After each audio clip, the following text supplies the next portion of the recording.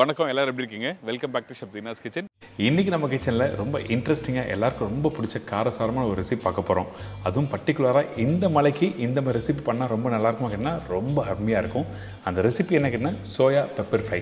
அதுவும் இந்த சோயா வந்து எந்த அளவுக்கு தண்ணியில் ஊற வச்சுருக்கணும், எந்த அளவுக்கு வெங்காயம் தக்காளி போட்டு மிளகு எந்த டைமில் யூஸ் பண்ணணும், நல்ல காரசாரமாக ட்ரையாக எப்படி பண்ணி சொல்லி பார்க்க போகிறோம். இதோட ரசம் பார்க்க போகிறோம். ரசம்னா கொள்ளு ரசங்க. அதாவது ஒயிட் ரைஸோட கொஞ்சம் ரசம் ஊற்றி அந்த சோயா பெப்பர் ஃப்ரை தொட்டு சாப்பிடும்போது அந்த அளவுக்கு அருமையாக இருக்கும். இந்த மலைக்கு நல்லா காரசாரமாக எப்படி பண்ணுறது சொல்லிட்டு பார்க்க போகிறோம். ஃபஸ்ட்டு வாங்க இந்த சோயா பெப்பர் ஃப்ரை எப்படி ரெடி பண்ணுறது பார்க்க போகலாம்.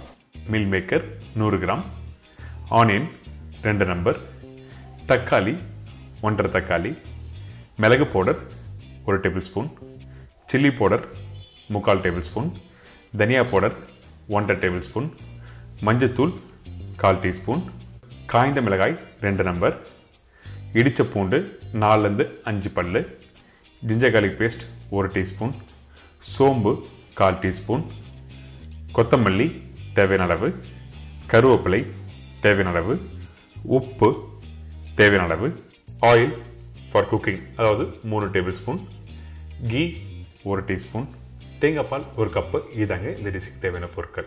ஃபஸ்ட்டு நம்ம என்ன பண்ணுறோன்னா இந்த சோயாவை தண்ணியில் ஊற வைக்கிறோம்.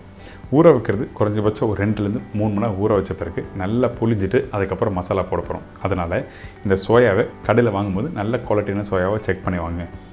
இப்போ இந்த சோயாவை ஒரு பவுலில் போட்டிருக்கோம். தண்ணி தேவையான ஊற்றி நல்லா ஊற வைக்கிறோம் 2 மணி நேரம்.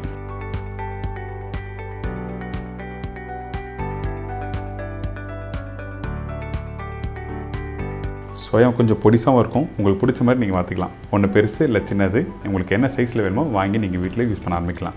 இப்போ பாருங்கள், இந்த சோயா நல்லா ஊறியிருக்கா. ஊறின பிறகு நம்ம என்ன பண்ணுறோன்னா நல்லா புளிஞ்சிடும். எப்போவுமே நான் சொல்கிறது தான், இந்த மாதிரி ப்ரிப்பரேஷன் பண்ணும்போது கண்டிப்பாக சோயாவில் எக்ஸ்ட்ரா தண்ணி இருந்ததுன்னா அந்த மசாலா இறங்காது. அதனால தான் நம்ம என்ன பண்ணுறோம், நல்லா புளிஞ்சிட்டு தண்ணி சுத்தமாக இல்லாமல் இந்த அளவுக்கு இருக்கணும். இதுக்கப்புறம் மசாலா எப்படி ரெடி பண்ணுறது பார்க்கலாம். இப்போது இந்த மண்சட்டில் குக்கிங் தேவையான அளவுக்கு எண்ணெய் யூஸ் பண்ணுறேன். நீங்கள் இந்த இடத்துல வந்து நல்லெண்ணெய் யூஸ் பண்ணலாம், ஆனால் நான் ரீஃபைண்ட் ஆயில் தான் யூஸ் பண்ணியிருக்கேன். கொஞ்சம் எண்ணெய் சூடான பிறகு சோம்பு நல்லா பொரிஞ்சு வர டைமில் இடித்து வச்சுருக்க பூண்டு போடுங்க. பூண்டு வித் ஸ்கின்னோட போட்டிருக்கேன். அதுக்கு பிறகு காஞ்ச மிளகாய் இந்த மாதிரி 1/2 உடைச்சி அப்படியே போட்ட பிறகு கொஞ்சம் பச்சை கருவேப்பிலை போடுறோம். இந்த தாளிப்பு ரொம்ப இம்பார்ட்டன்ட். நீங்கள் எப்போவுமே அந்த தாளிப்பு கரெக்டாக வீட்டில் போடுங்க. அந்தளவுக்கு பிரமாதமான ஒரு வாசனை சூப்பராக கிடைக்கும். அதனால் தாளிப்பு போட்ட பிறகு ரஃப்பாக கட் பண்ணி வச்சுருக்க இந்த வெங்காயத்தை இதில் போட்டு சாத்தே பண்ணுறோம்.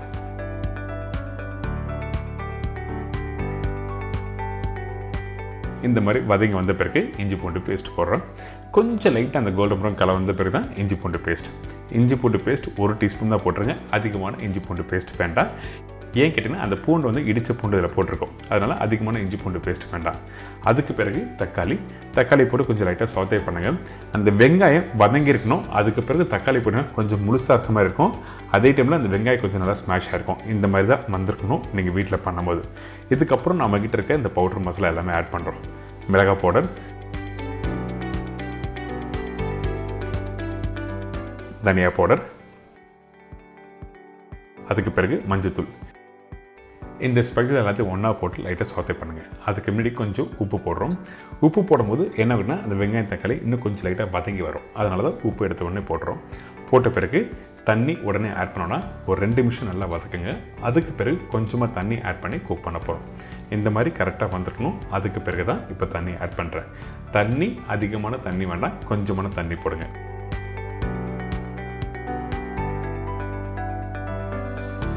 இப்போது இந்த மசாலாவை கரெக்டாக இதோட நல்லா குக் பண்ணி வர டைமில் கொஞ்சம் கொத்தமல்லி போடுறோம். இதுக்கு பிறகு நம்ம என்ன பண்ண போகிறோம்னா தேங்காய் பால் ஆட் பண்ணுறோம். தேங்காய் பால் தான் யூஸ் பண்ணணும். தேங்காய் பேஸ்ட் யூஸ் பண்ணக்கூடாது. தேங்காய் பேஸ்ட் ஆட் பண்ணினா உங்களுக்கு அந்த டெக்ஸ்சர் மாறிடும். அதனால் வெறும் தேங்காய் பால் தான் யூஸ் பண்ணுறோம். இந்த தேங்காய் பால் 1 கப்பு சொல்லியிருக்கேன். அதாவது ஒரு 3 பத்த தேங்காயில் நீங்கள் நல்லா அரைச்சிட்டு வெறும் தேங்காய் பால் எடுத்துருங்க. இப்போ இந்த தேங்காய் பால் ஆட் பண்ண பிறகு குக் பண்ணுங்கள். ஒரு 5-10 நிமிஷம் குக் பண்ண ஒரு ஸ்மூத்தான ஒரு கிரேவி கிடைக்கும். அதாவது நல்லா கிளேஸ், அந்த ஆயில், அந்த மசாலா, அதுக்கப்புறம் தேங்காய் பால்லாம் போகும்போது ரெட்டிஷ் ஆரஞ்சு கலரில் இந்த மாதிரி டெக்ஸ்சரில் கிரேவி வந்திருக்கும். இதுக்கு பிறகு தான் நம்ம ஏற்கனவே ஊற வச்சு அந்த சோயாவை தூக்கி இதில் ஆட் பண்ணுறோம். சோயா திருப்பி சொல்கிறேன், ஆட் பண்ணும்போது தண்ணி ஊடுறா கூட இருக்கக்கூடாது. அப்படி இருந்ததுன்னா கண்டிப்பாக அந்த மசாலா டேஸ்ட்டு இதில் இறங்காது. சரிங்களா? இப்போ நான் ரெடி பண்ணி வச்சுருக்கேன் அந்த சோயா எல்லாத்தையும் ஒன்றா போட்டு இப்போ குக் பண்ணுறோம்.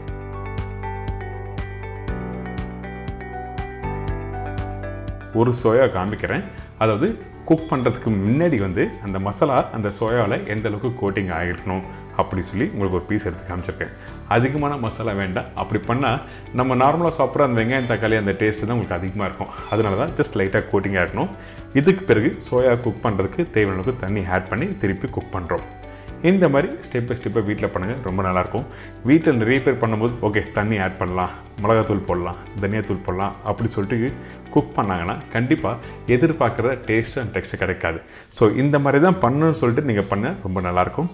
இப்போ கடைசியாக மிளகு பெப்பர் போட்டிருக்கேன். அதாவது மிளகுத்தூள் போட்ட பிறகு கொஞ்சம் கொத்தமல்லி போட்டு நல்லா மிக்ஸ் பண்ணுறோம்.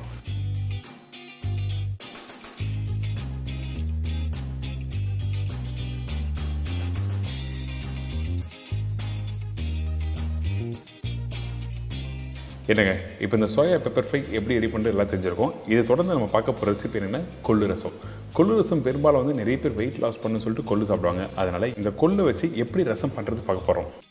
கொள்ளு 150 கிராம், இடிச்ச பூண்டு 15 நம்பர், பெரிய சைஸ் தக்காளி 1, காய்ந்த மிளகாய் 3லேருந்து 4 நம்பர், முழு சீரகம் 1/4 டீஸ்பூன், மிளகு பவுடர் 1/2 டீஸ்பூன், கடுகு 1/4 டீஸ்பூன், பெருங்காயம் 1/2 டீஸ்பூன், மஞ்சத்தூள் சிறிதளவு, தனியா பவுடர் 1/2 டீஸ்பூன், சீரகம் பவுடர் 1 டீஸ்பூன், கருவேப்பிலை தேவையான அளவு, கொத்தமல்லி தேவையான அளவு, ஆயில் குக் பண்ணுறதுக்கு தேவையான அளவு, உப்பு தேவைக்கேற்ற.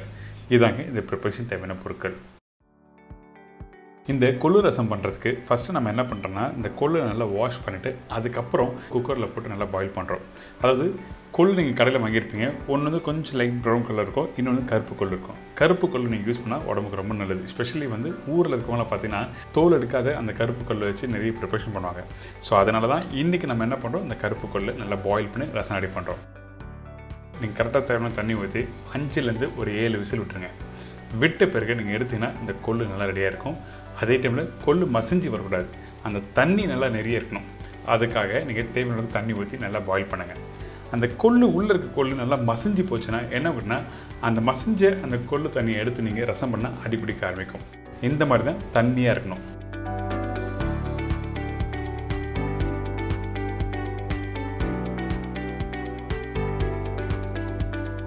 இந்த தண்ணி எடுத்து ரசத்துக்கு யூஸ் பண்ணுறோம். ஆனால் இந்த கொள்ளு என்ன பண்ணுறது சொல்லி நிறைய பேர் கேட்பாங்க. இதை சுண்டலாம் நீங்கள் வீட்டில் அவிச்சு சாப்பிட்லாம். அப்படி இல்லைன்னா கொஞ்சம் கடுகு, பெருங்காயம், வெங்காயம், உப்பு, நெய், கொத்தமல்லி, பூண்டு இதெல்லாம் போட்டு நல்லா குக் பண்ணிட்டு நீங்கள் சாப்பிட்டீங்கன்னா சூப்பராகும். சப்பாத்திக்கு ஸ்பெஷல் நல்லாயிருக்கும்.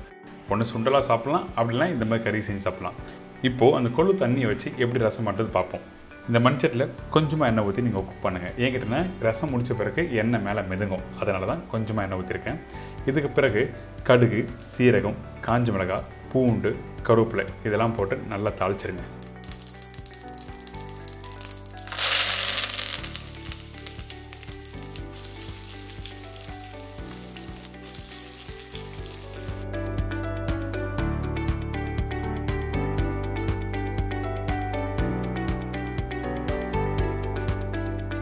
இந்த பூண்டு கொஞ்சம் லைட்டாக அந்த கலர் மாறணும். அதுக்கு பிறகு தக்காளி போடணும். தக்காளியோட அளவு அதிகமாக வேண்டாம், கரெக்டான அளவு ஒரு தக்காளி போதும். இந்த ரசம் நீங்கள் குறைஞ்சபட்சம் ஒரு 3லேருந்து 4 பேர் நீங்கள் சாப்பிட்லாம். அதனால தான் கரெக்டான ரேஷியோவில் உங்களுக்கு சொல்லியிருக்கேன். இந்த தக்காளி போட்ட பிறகு நல்லா வதங்கணும். அதே டைமில் மஞ்சத்தூள், உப்பு, தனியா பவுடர். தனியா பவுடர் எதுக்காக யூஸ் பண்ணுற கேட்டிங்கன்னா அந்த மிளகு சீரகம் யூஸ் பண்ணுற இடத்துல தனியாத்தூள் போட்டால் நல்லாயிருக்கும். நிறைய பேர் ஹோட்டலில் பார்த்தீங்கன்னா மிளகு பவுடரும் சீரகம் பவுடரும் ரொம்ப கம்மியாக யூஸ் பண்ணுவாங்க. ஏன் கேட்டிங்கன்னா மிளகும் சீரகம் காசு அதிகம். அதனால் நம்ம என்ன பண்ணுவாங்கன்னா நிறைய பேர் அந்த பச்சை மிளகா காரத்துக்கு போட்டுருவாங்க, சில்லி பவுடரும் காரத்துக்கு போட்டுருவாங்க. நீங்கள் வீட்டில் பண்ணும்போது அப்படி பண்ணாதீங்க. ரசம் சொன்ன உடனே வெறும் மிளகு, சீரகம், புளி, பூண்டு இதுதான் ரொம்ப இம்பார்ட்டன்ட். இப்போ தனியாத்தூள்லாம் போட்டுருப்போம்ல, போட்ட பிறகு இந்த தக்காளி நல்லா வதக்குங்க. வதக்கி முடித்த பிறகு கொஞ்சமாக தண்ணி ஊற்றி அந்த தக்காளி நல்லா குக் பண்ணுறோம்.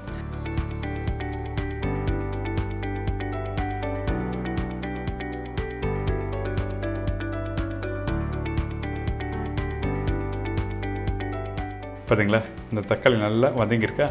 இதுக்கு பிறகு நம்ம என்ன பண்ணுறோம், புளி தண்ணி ஊற்ற போகிறோம். புளி தண்ணி ஊற்றின பிறகு தண்ணி கொஞ்சமாக ஊற்றி நல்லா கொதிக்க விடுங்க. புளி தண்ணி போட்ட பிறகு நல்லா கொதிச்சு வரணும், அந்த பச்சை வாசனை போடணும். கடைசியாக தண்ணி ஊற்றின பிறகு நம்ம மிளகு சீரகம் அந்த பெருங்காயம் போடும் பார்த்தீங்களா, அந்த ஸ்டேஜில் கொதிச்சதுன்னா உங்களுக்கு மிளகு சீரகம் வந்து கீழே இறங்கிடும். அதனால தான் கொதிக்கக்கூடாது சொல்லுவாங்க கடைசியான ஸ்டேஜில். இப்போது இந்த புளி தண்ணி போட்ட பிறகு நல்லா கொதிச்சிருக்கு. அந்த பச்சை வாசனை போன பிறகு கொள்ளு தண்ணி.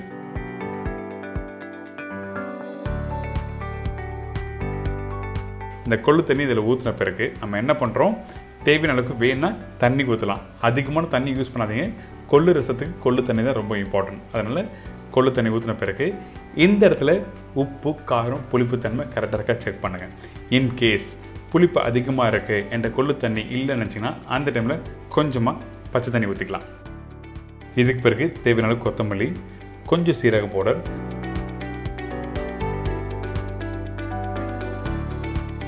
அதுக்கப்புறம் மிளகு பவுடர்,